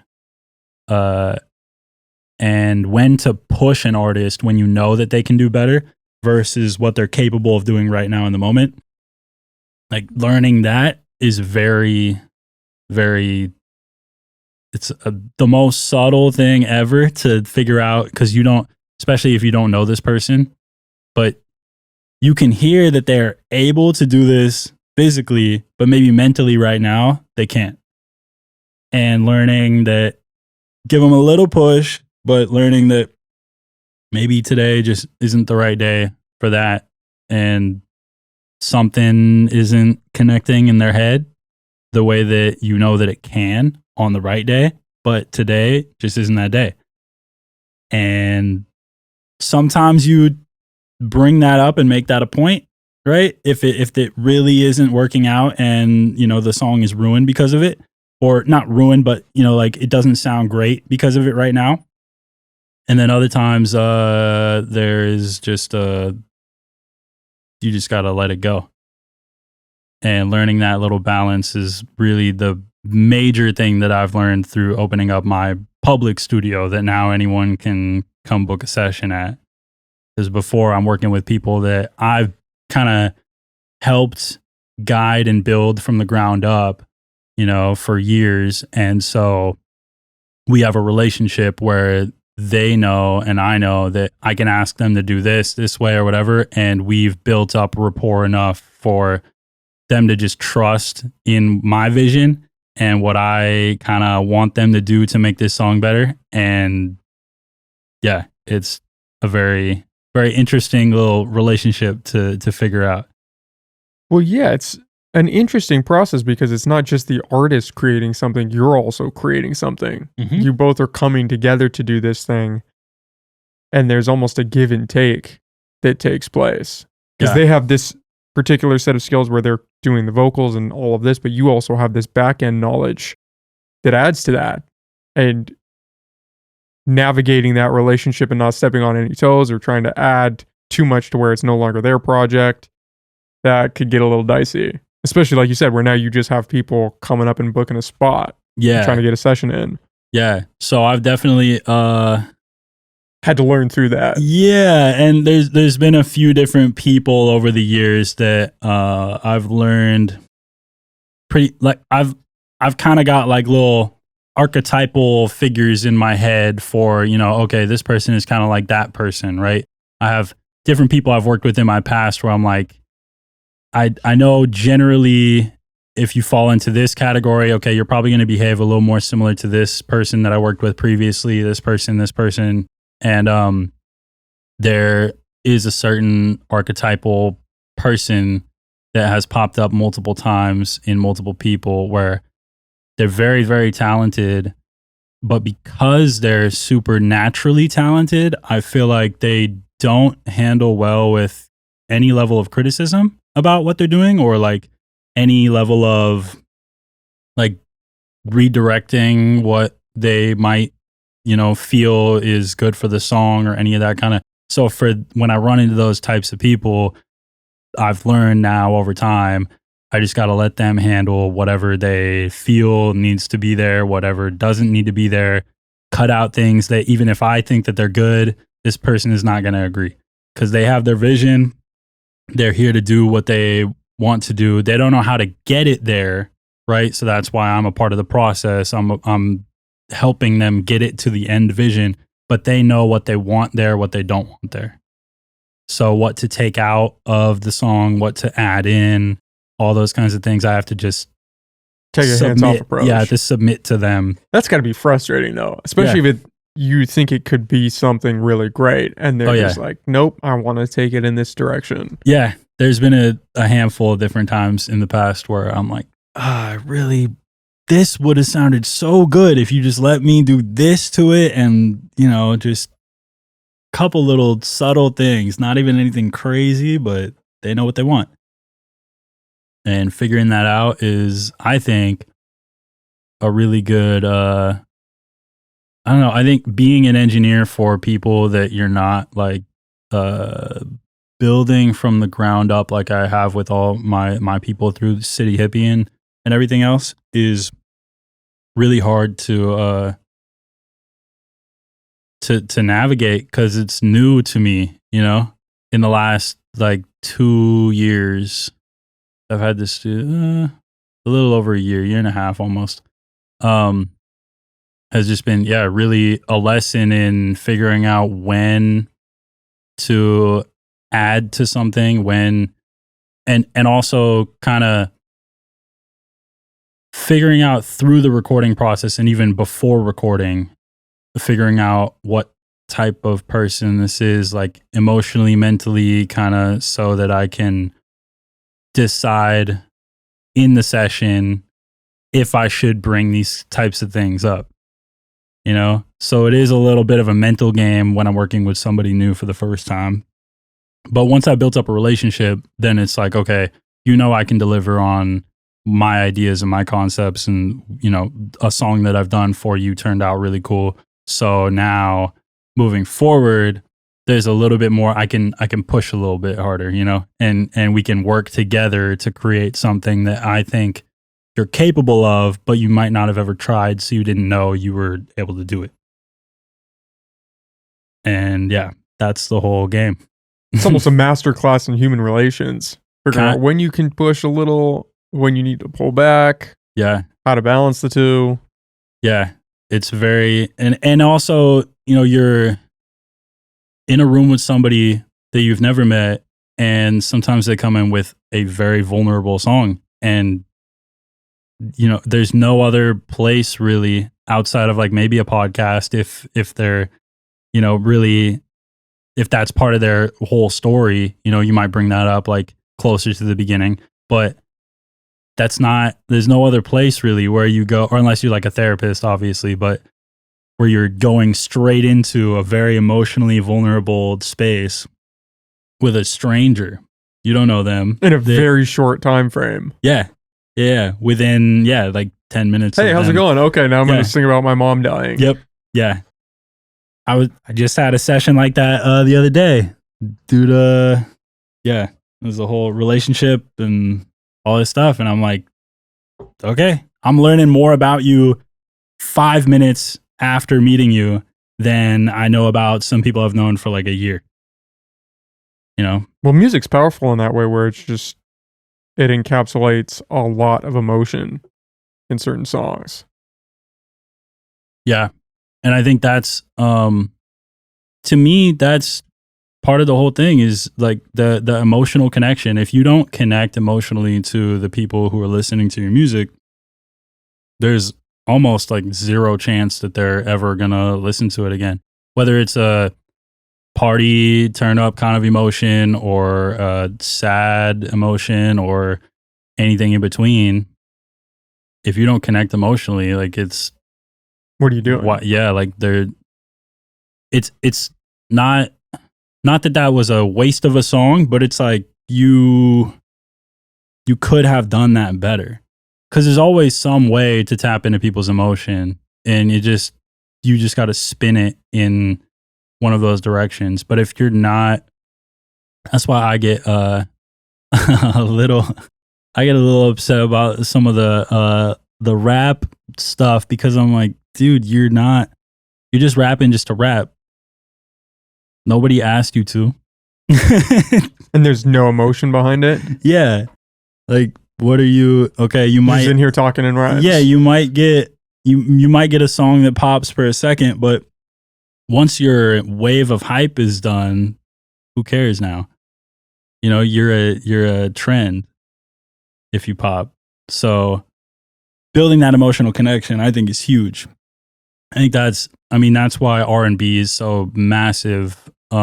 Just in general, R&B, like, people don't even realize how much money is in R&B versus rap. Like, they're different. They're very different. But people who I like melodical rap, essentially. That's what Reef does. That's what Soul does. That's Rowdy is now starting to tap into that. We're getting him more. He's a dude that I started working with when he was 14, and he's about to turn 20, I believe. And he's local from out here, but he got a really awesome fan base, like pretty much from the jump, because when you're younger, it's a lot easier to gain fans because adults see you and they go, oh, that's cool because you're young and being creative and you're actually doing something, right? They respect that. They appreciate that. And then kids are like, yo, my friend's a dope rapper, like sharing all their stuff to all their friends. And teachers are also like, this is a good kid, you know, he's out here working on something creative instead of, you know, doing stupid stuff. And so that's where City Hippie initially blew up was in the teens and the high school kids out here. I just figured out through then, like at that time when we, you know, put out this song and it got like 7,000 plays in the first week on SoundCloud only. And we were like, what's going on? It's all the little brothers friends, all the kids that are in high school just sharing it. And that's really the easiest way to blow up, honestly, is if you start young and you just keep pushing it and you share it to your social media. All the kids, they don't have a job, bro. They're on social media all day. And they're always talking. Always, yeah. You have a little more leeway in that sense, too, because you are a kid. And so the expectation isn't set that high for you. Whereas if you're 40 and you're just trying to rap, there's also that stigma of, this is the direction you're going. But 14, it's, this is awesome. Look at you trying to do this.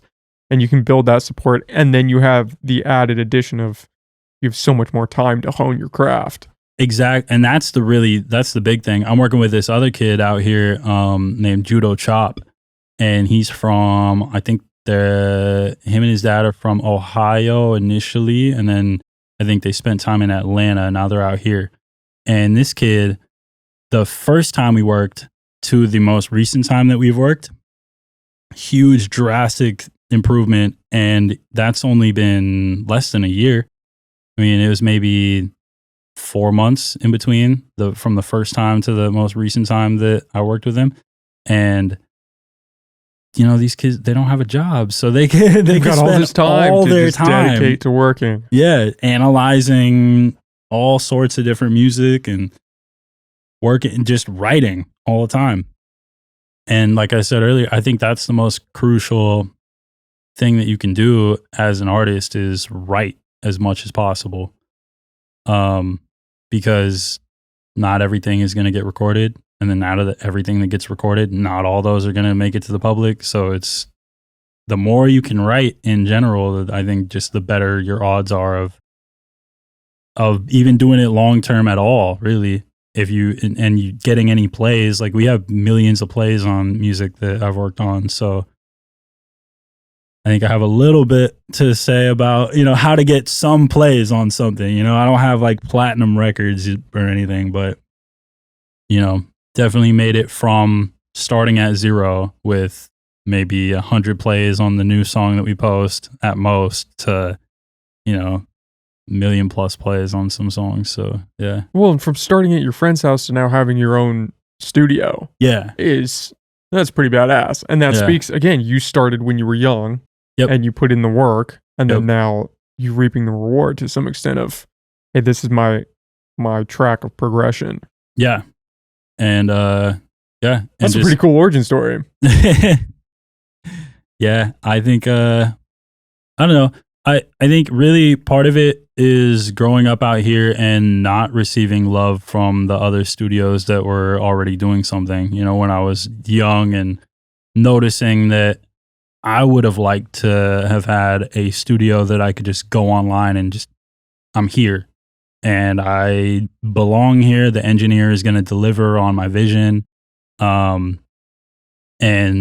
dude has good gear and knows what he's talking about and works with a bunch of different artists that are kind of doing a similar thing to what I would like to do, right? If I'm just beginning.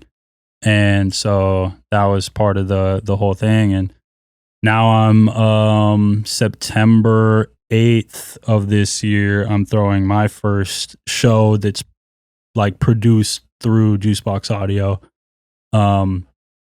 That was always one of the things that I wanted to do, is be able to throw shows that artists who work at my studio can get booked now through my studio to perform. And Hip Hop Humboldt is another collective out here that is throwing a lot of shows that are putting on artists that are out here making music, but also people that I'm recommending to them.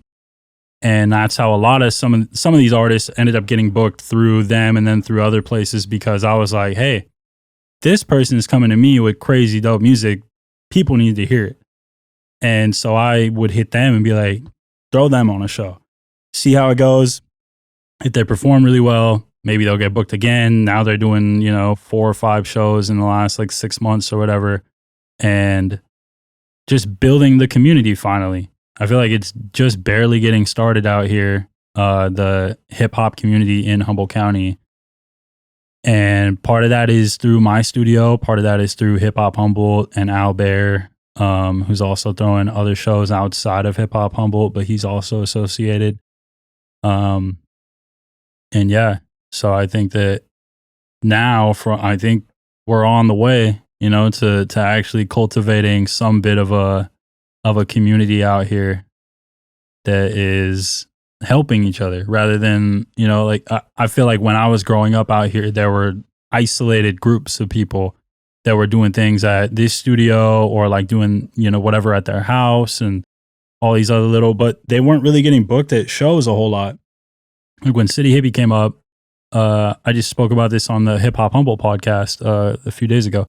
But when City Hippie was coming up, the only names I would see on flyers were City Hippie, Lyrical, which is just chemistry now because Yanni, whatever.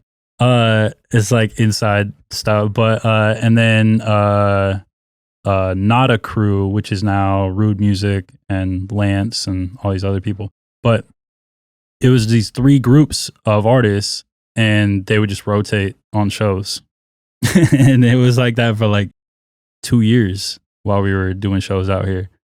And now it's you see these dope artists like Al Bear, you see Imani, you see Fresh Mix, you see Bobby Bo, you see all these that Rowdy, and it's cool to see a bunch of new names pop up that, weren't there when we were coming up as City Hippie and starting to get the name spread out there a little bit. We didn't see any of these kind of artists just on a lineup anywhere. Well, it's cool seeing that walled garden mentality kind of break down. Yeah. And now be replaced with this air of support where everybody's kind of looking out for each other and trying to help everybody come up together, as opposed to we're just going to look out for ourselves and we're going to focus on getting our shine. Yeah, that's definitely, that's the whole mentality now for sure. Is when this person drops a song, everybody, now there's a huge web of people that are all sharing it locally, that are all supporting each other. And I think that it needed to happen. And that's what I was wishing was there when I didn't have a studio to go to, when I was trying to figure it out. And so now being kind of at the forefront of that feels cool. You're the tip of the spear, filling that void that you didn't have. Yeah, that's when I came back from LA. That's kind of what I saw all the studios out there. I was like, dude, what? You could go to this spot right there, this spot there. You could book online. You could walk to wherever, and there's 20 studios all on the same block, kind of a deal. And it's nothing out here that you could do, especially online. That was my thing, is all the studios that do exist out here, you can't book them online. You got to call, and then if they're not there at that time, you got to leave a message. They got to call you back. Then they got to look at their books and see when they have time available. And I'm like, bro, let's just disrupt the whole market a little bit and make it more modern. And you could go online right now, book a session with me, and that's it. You don't even have to talk to me. I get a notification on my phone, and I have the chance to accept or deny. So I got full discretion over what I want to do at what times and stuff. I got your phone number already in when you book it, so I can hit you up and be like, hey, do you mind if we could reschedule for this day or whatever? So yeah, I think that was needed out here. I didn't know that it was needed until I started it, and I was like, I don't know if I'm going to make rent, but I got this much saved up, and I'll just pay for it until it starts to make money. But luckily I haven't had a single month where I didn't make rent. So now it has always done at minimum covered that cost, which I was thankful for because I didn't have to spend more money, even though I'm not even paying myself in the first place to do this, So, yeah. And then now it's just grown and it's crazy. It's booked out like in the evening hours right now. I'm booked out pretty much like 2 weeks. 2 weeks out. Yeah. Damn. Every evening that I have available is booked up. Yeah. It's a good place to be, man. It feels good. It's coming from nowhere, like doing it all for free, and now living in your car just for experience. Yeah. And now it's not, I wouldn't say thriving, but it's doing well, It's definitely paying enough for the bills and to invest back into the studio to buy new gear pretty much at least every couple weeks or so. I'm getting something new added into the studio. It's got a signature wall. Like 3 weeks ago, I got new MacBook for, like 3 months ago, probably.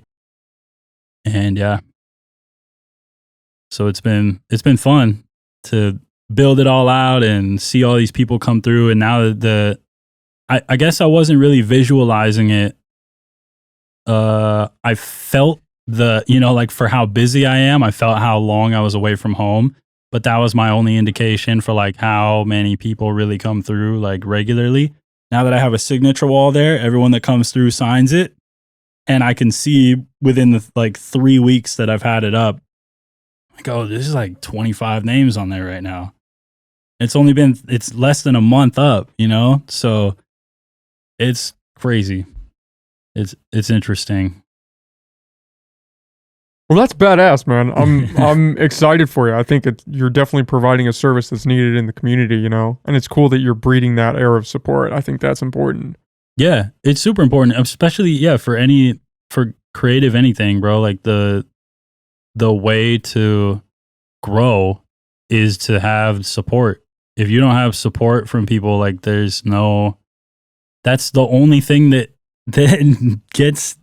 That's the name of the game. Yeah, the whole thing is like, if you don't have support from people, you're just making it just to make it, which is fine if that's your goal. But I think everyone's goal when they are creating music is to get booked for shows and go around and show people their music, work with other artists that are in a similar position or are, better, that want to make cool stuff. And that's always been it for me, is just like making something that sounds cool. And even if you have like a boring kind of lame song initially and you don't have any ideas beyond what you just wrote out and you want to just record this one vocal, I make it a point to at least create I'll pull some moment, at least one. That's what I've always, I think Young Thug's engineer Alex Toomey said it in an interview years ago, and I watched it so many times over on YouTube throughout the years.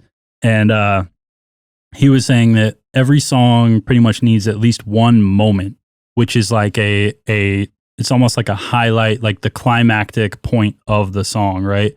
And so even if I just did it the other day on a song that is pretty static, there's no real like changes in it, but you figure out like what's the punchline or the focus of why they wrote this, and you try and highlight that and do whatever you can to kind of accentuate that, whether that's cutting the beat and adding like a reverse reverb into the drop, or adding extra delays and all this other stuff, and automating reverb so that there's like a very like impactful moment in the song. Anything to take it from like a very flatline dynamic thing that you could tell they didn't really like put thought into the lyrics, right? But not a lot of people, when they start making music, think about the back end layers here. I want to do these harmony stacks on this part. I want background vocals that turned into this effect that go in the back that just add a little bit of texture and nothing else really. It's just there for like a little extra feel that I'm sure probably 80 to 90% of people don't even listen for or even think that is there, but it adds it's a psychological thing more than anything. And those little things are really important. And I remember when I was listening to interviews, like when I was learning about everything and how to make music, I was like, bro, that sounds like a bunch of weird. Like, I'm sure that, nobody threw this thing in there just to have it there and make it sound a little different, just super low key in the background or whatever, but it's real. It's all those things are there. They're important to the feel of the song sometimes. Like, everything is there for a reason, There's all these different, I have people do so many different layers just for texture. And I'm not, it sounds like one vocal sometimes, and there's maybe 5. And they're panned, they're doing all this thing, and they're tucked back, and I got EQs and all these little slight little effects on there that it just gives a feel that you might not ever notice, but psychologically you're hearing it, It's shaping the song. It makes a difference. Yeah.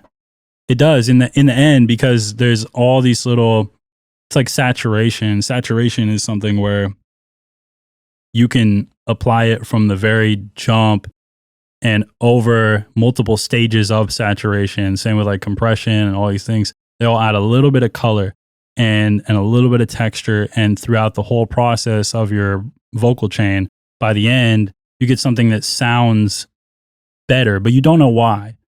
It just sounds better because it was processed through all these things that are adding just a little touch here. And this one's adding just a little touch there and a little touch there. And by the end, you've got like 6, 7 different types of saturation that are adding to the signal that was already there. And they just add this little touch of like magic, just a little sparkle in there. And over time, you're building up little incremental bits of that to the point where now it just sounds great. And you can't pick any one thing that was the reason for that. But all these things added up incrementally over the whole chain create that. And it's really cool. Well, I can't recommend it enough that if people are in Humboldt and want to book a session, they should go. And at least just go check out the studio too, because again, you have a badass setup. Or check out your Instagram and stuff. This was great, man. I appreciate you coming on. We'll definitely have to do it again. Yeah, definitely. Do you want to plug where people can find you, where they can find JUiCEbox Audio, all your stuff, book a session? Yeah, on Instagram, at juice.engineer is mine. And the studio is at juicebox.audio. You could just Google it, JUiCEbox Audio. Google recording studio near me, and it's on there. It's the top rated on Google right now in the area. JUiCEboxaudio.square.site is the booking website. And yeah, thank you for having me on, man. I appreciate it. Yeah, it was great, man. Thanks. Oh, yeah.